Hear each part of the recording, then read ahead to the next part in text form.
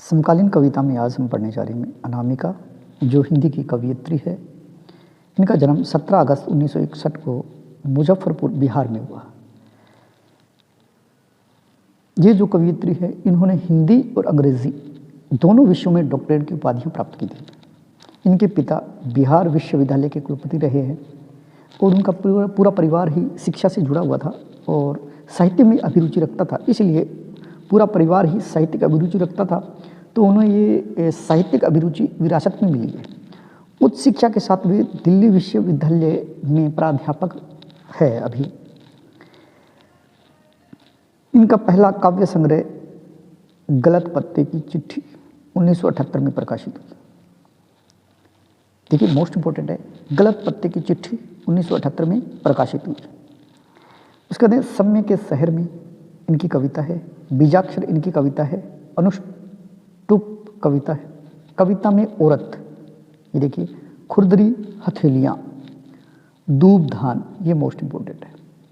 देखिए, गलत पत्ते की चिट्ठी 1978 आपको याद रखनी है, दूब धान ये आपको याद रखनी है। इनके प्रमुख उपन्यास है जिनमें तिनका तिनके के पास, मोस्ट इंपॉर्टेंट उपन्यास तिनका तिनके के पास। उसके बाद में और जो उपन्यास है, पर कौन सुनेगा, मन कृष्ण मन अर्जुन, देखो मोस्ट इंपॉर्टेंट, मन कृष्ण मन अर्जुन, अवांतर कथा। उसके बाद में इसका इन्हीं का मोस्ट इंपॉर्टेंट जो उपन्यास है, 10 द्वारे का पिंजरा। इसके बाद में इनकी प्रमुख कविताएं हैं स्त्रियां, एक औरत का पहला राजकीय प्रवास, और जो मुझे इनकी कविताएं अच्छी लगी, देखिए, वर्धाएं धरती का नमक है। उसके बाद ये नमस्कार 2064, फिर पत्ता पत्ता बूंटा बूंटा, ये गाना भी है और इनकी कविता भी है, पत्ता पत्ता बूटा बूटा, प्रेम इंटरनेट पर, ये देखिए आज के अकॉर्डिंग लग रहा है, प्रेम इंटरनेट पर। इसके बाद में इनके अन्य काव्य संग्रह है जिनमें ये कह सकते हैं कि उनको साहित्य अकादमी पुरस्कार इन पे मिला, वो है 2014 में साहित्य अकादमी पुरस्कार मिला इनको, टोकरी में दिगंत थेरी गाथा पर। इनका कविता संग्रह टोकरी में दिगंत थेरी गाथा कविता संग्रह पर उन्हें 2014 में साहित्य अकादमी पुरस्कार मिला। अब देखिए, मोस्ट इंपॉर्टेंट जो 5-6 लाइनें बनती हैं इनकी। अनामिका जो कवयित्री है, इनका जन्म मुजफ्फरपुर 1961 में मुजफ्फरपुर, बिहार में हुआ और हिंदी और अंग्रेजी दोनों में सब्जेक्ट में या विषय में उन्होंने डॉक्टरेट की उपाधि प्राप्त की। उनका पूरा परिवार है वो साहित्यिक अभिरुचि रखता था। इनके पिता बिहार विश्वविद्यालय के कुलपति थे। उच्च शिक्षा के साथ वो दिल्ली विश्वविद्यालय के प्राध्यापक है। उनका पहला काव्य संग्रह है, मोस्ट इंपॉर्टेंट, गलत पत्ते की चिट्ठी, जो 1978 में प्रकाशित हुई। उसके बाद में आपको याद रखें दूब धान। उसके बाद में आपको याद रखना है तिनका तिनके के पास, ये उपन्यास है, तिनका तिनके के पास, मन कृष्ण मन अर्जुन, 10 द्वारे का पिंजरा, और उनकी प्रमुख कविता में वर्धाएं धरती का नमक है, नमस्कार 2064, पत्ता पत्ता बूटा बूटा और प्रेम इंटरनेट, मोस्ट इंपॉर्टेंट है। और उनको 2014 में साहित्य अकादमी मिला, साहित्य अकादमी पुरस्कार, जो उनका कविता संग्रह है टोकरी में दिगंत थेरी गाथा। उसके बाद में बात करते हैं हिंदी के एक और प्रमुख समकालीन कविता में स्थान रखने वाले वेणुगोपाल जी के बारे में। वेणुगोपाल, जिनका पूरा नाम है नंद किशोर शर्मा, मूल नाम, या हम कह सकते हैं जिनका वेणुगोपाल से जो हिंदी में कवि जाने जाते हैं, उनका मूल नाम है नंद किशोर शर्मा। ये क्रांतिकारी कवि है, मोस्ट इंपॉर्टेंट बात कि क्रांतिकारी कवि है। इनका जन्म 22 अक्टूबर 1942 को, निधन 2008 में, 65 वर्ष की उम्र में कैंसर से इनका निधन हो गया। लेकिन आपको याद रखना है कि वेणुगोपाल जी है वो 1942 में जन्म, और कहाँ पर, करीमनगर आंध्र प्रदेश में, ये याद रखना आपको, करीमनगर आंध्र प्रदेश में। वेणुगोपाल जी का मूल नाम है नंद किशोर शर्मा। इनकी पत्नी है, उनका नाम है वीरा, जो हिंदी की कवयित्री है। देखिए, ये देश में नक्सलवादी आंदोलन से उभरे हिंदी के प्रमुख क्रांतिकारी कवियों में से थे। यानी ये जो कवि है ये क्रांतिकारी कवि है। कौन? वेणुगोपाल जी। उनका मूल नाम नंद किशोर शर्मा।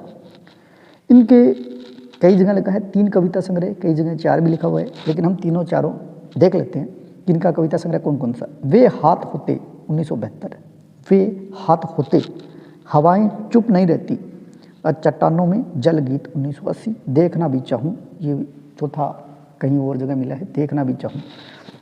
यानी इन कविता संग्रह है जिनमें वे हाथ होते 1972, हवाएं चुप रहती 1980, चट्टानों का जल गीत 1980, देखना भी चाहूँ।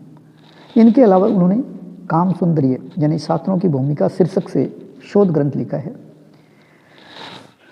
और उन्होंने एक दैनिक पत्र है उससे वो जुड़े हुए थे, उनका नाम है, हैदराबाद से प्रकाशित था, स्वतंत्र वार्ता। यानी स्वतंत्र वार्ता जो दैनिक पत्र है उससे वो आजीवन जुड़े रहे अंत तक। उनका नाम है स्वतंत्र वार्ता जो दैनिक पत्र है उससे। उनकी प्रतिनिधि रचनाएं हैं जैसे आशावाद, ये मोस्ट इम्पोर्टेंट है, अंधेरा मेरे लिए, उजाला ही उजाला, देखो आशावाद, उजाला ही उजाला, आपको याद रखना है।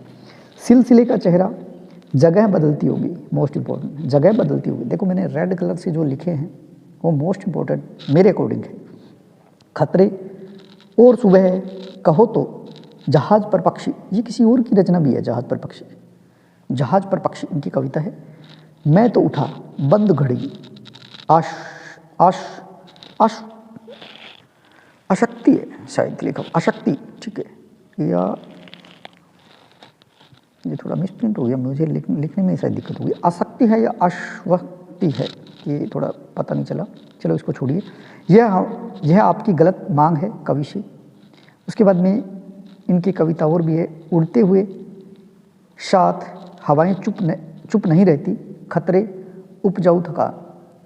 इसके बाद अस्पताल, अस्पताल नाम से इनके कई कविता संग्रह है जिसमें अस्पताल 1 नंबर, अस्पताल 2 नंबर। फिर उन्होंने इसी तरह की ऐसा क्यों होता है 1 नंबर, ऐसा क्यों होता है, ऐसे 2, 3, 4, 5, 6, 7, 9 इनके कविता संग्रह, ऐसा क्यों होता है, इस नाम से। अब देखिए इनके बारे में जो महत्वपूर्ण बात रहती है कि वेणुगोपाल जी है, उनका मूल नाम है नंद किशोर शर्मा, जन्म 1942, करीमनगर, आंध्र प्रदेश, और मृत्यु 2008 में। इनकी पत्नी का नाम वीरा, और ये मेन है क्रांतिकारी कवियों में से जाने जाते हैं। इनके कविता संग्रह जिनमें वे हाथ होते, हवाएं चुप नहीं रहती, चट्टानों का जल गीत, देखना भी चाहूँ। लेकिन जहाँ तक मेरा मानना है इसमें से ये मोस्ट इम्पोर्टेंट है, दैनिक पत्र है स्वतंत्र वार्ता, हैदराबाद से प्रकाशित था, उनसे जुड़े हुए थे। इसके बाद में आशावाद, इनकी कुछ जो प्रतिनिधि कविताएं हैं जिनमें आशावाद, उजाला ही उजाला, जगह बदलती होगी, जहाज का पक्षी, बंद घड़ी, और अस्पताल नंबर 1, अस्पताल नंबर 2, और ऐसा क्यों होता है नाम से 9 है कविताएं। उसके बाद में हवाएं चुप नहीं रहती, उपजाऊ थकान।